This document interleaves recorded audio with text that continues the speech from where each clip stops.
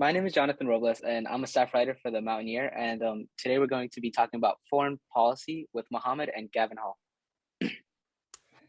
Hi, I'm Gavin. I'm the president of Mall Congress slash UN. And I am Mohammed Abzalal. I am East Stroudsburg South's class president. All right.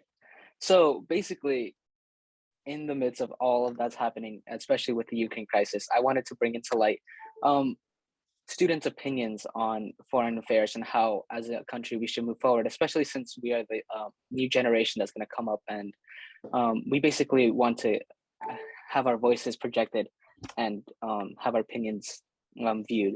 So before I start, I just wanted to ask you guys what your current standing is on United States in foreign affairs. Currently, would you guys say that we are doing? I'll start with you, Gavin. Personally, I don't think we're doing the greatest job. I think for the last few years, we've basically dropped the ball and we've had two definitely like very different presidents, um, and their stances on foreign affairs have been extremely different. And it's kind of been throwing our allies mixed messages. Like one was like, let's defund NATO, let's do this, let's do that. And the other one's like, oh, I'm all about NATO, but then went behind our allies' backs in Afghanistan. So it's just like, I feel like we've been dropping the ball. So I'm gonna have to agree, and I think that it's a tough situation because on one hand, um, they are an ally and Russia is not an ally, and on the other hand, we are putting we have to consider our own needs and our own country first, and that I think those are the two positions that people are taking right now, and that's why it's making this such a difficult conversation to have. So, well, I'll move on to the next question. What? Okay, so in terms of the Ukraine crisis right now, um, what do you guys think is the best approach? Especially since I know that for a little bit of background, Russia has been militarizing their border, especially close to Ukraine, and what looks like it's going to be an invasion.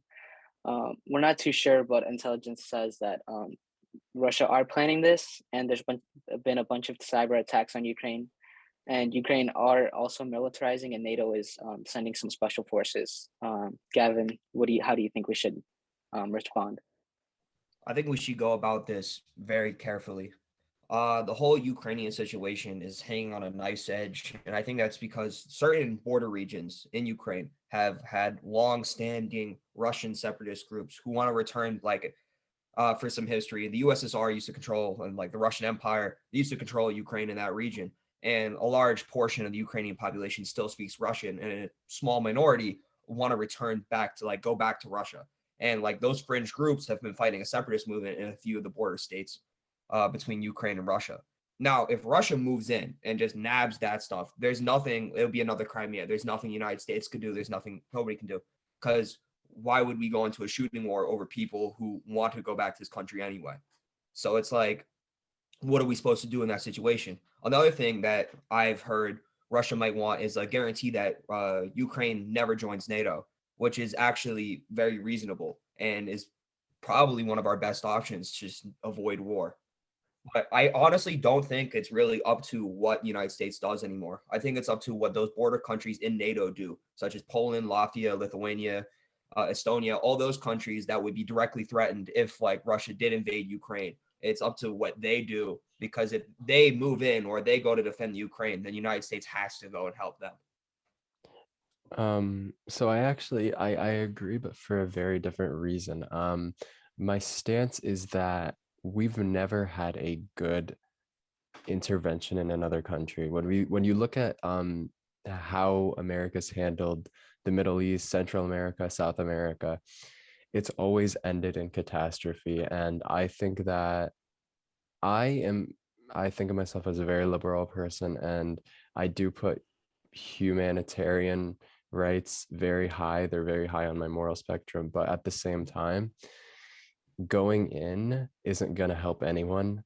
Um, and I really think that we're in a time where we really need to put ourselves first. And I know that's really hard to say, but um, I don't think it would be the best idea for both Americans, Russians, or Ukrainians to go forward with backing Ukraine militarily.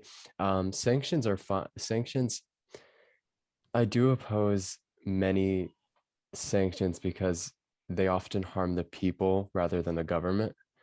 So again, I'm not well versed in solutions for this conflict, and I don't think many people are, which is why it's so complex. But I do think that this is something that, although it's a horrible like conflict, it's not our conflict. Um, I'd have to I'd have to agree with Mohammed in the part that whenever the United States do go into a country, it doesn't usually end well. I feel like a common example would be Cuba. When we were in good relations with Cuba, even though they weren't part of our winnings in the Spanish American War, they grew a hatred for us, and that can be seen in the Cuban Missile Crisis. They didn't really like us. The Cuban people resented us. Um, but back to the Ukraine topic, I would say that Russia fears, since the Moscow border is so close to the Ukrainian border, it's about 100 miles, I'd say. Um, it would danger it put into threat Moscow if NATO if Ukraine was to join NATO, and I feel that's what threatens Russia, and that's why they don't want NATO to join. I mean Ukraine to join NATO. In terms of the United States response, I would say there is a little to. I mean, apart from diplomacy, and what the UN can do, there's not much the United States should do, in my opinion, just because it would escalate um, the conflict further. I would say that Russia would try to team up with Serbia, just because um, I feel like Serbia would want something out of it, especially if they're talking about Ukraine. Um, I feel like, yeah, the United States joining the conflict would escalate things further, and I have not seen too many successful interventions by the United States. So my Uh, next question was that. Oh wait, go on. No, I just actually thought of something that I hadn't thought of before, and that's the counter argument where if Russia is to invade Ukraine, and I know this isn't our topic, but that does give China more reason to go into Taiwan. And I know they're completely different. Like, It sets a bad precedent. yeah, it sets a bad precedent. Exactly. Like Yeah, if they're not going to do anything about Ukraine, they're not going to do anything about Taiwan. very true. That's actually my next question. Um, at this point in the crisis, is war a possibility? And if so, should the United States be involved in the war? Um, Personally, I don't think American citizens should go die for a country that most of them can't even point on like on a map. So like I personally think that America should not fight a war with the Russians. Like one of the major reasons is we are both nuclear powers. If one side gets desperate and nukes are on the table, then we basically ensured our own destruction. So a war with Russia is not, I don't think, should be on the table. But another thing is I don't think we can back down on the Ukraine thing. Like you said about Taiwan, it sets a really bad precedent that these countries can just nab a little bit or nab like a little bit here, and we won't do anything because we don't want a war. I think I really would strongly advise against a war, but at the same time, I don't think I can abandon countries to the totalitarianism that is Russia and the Chinese government. So, and like I said earlier, if Russia just moves into like those border regions that are already revolting against the Ukrainian government and stuff like that, there's nothing the United States can do. Even if like we would invade and stuff like that, those people already want to leave Ukraine. There's nothing we can do. And same thing if like Russia just wants to guarantee against NATO, those are two okay outcomes that I think would avert a war. But if it does come down to it and they fully invade the Ukraine, I don't think the United States has much of a choice but to get involved. And I know like involvements in like United States is not like good at getting involved in the first place, but this isn't one of those things where it's like a civil war and it's like we're getting involved like militarily just to like aid one side of a civil war. This is not a civil war. This is a conflict where this nation is fighting for its life. So if that was the case, then I think it would be more of a World War II scenario where we're there to defend liberty and we're there to fight against totalitarianism. But if the other two options happen, I think the United States has to go with peace. Again, I really think that the US isn't going to go in unless it has interests in the region. You can see this through any conflict that they've entered or any dictator they've backed, basically.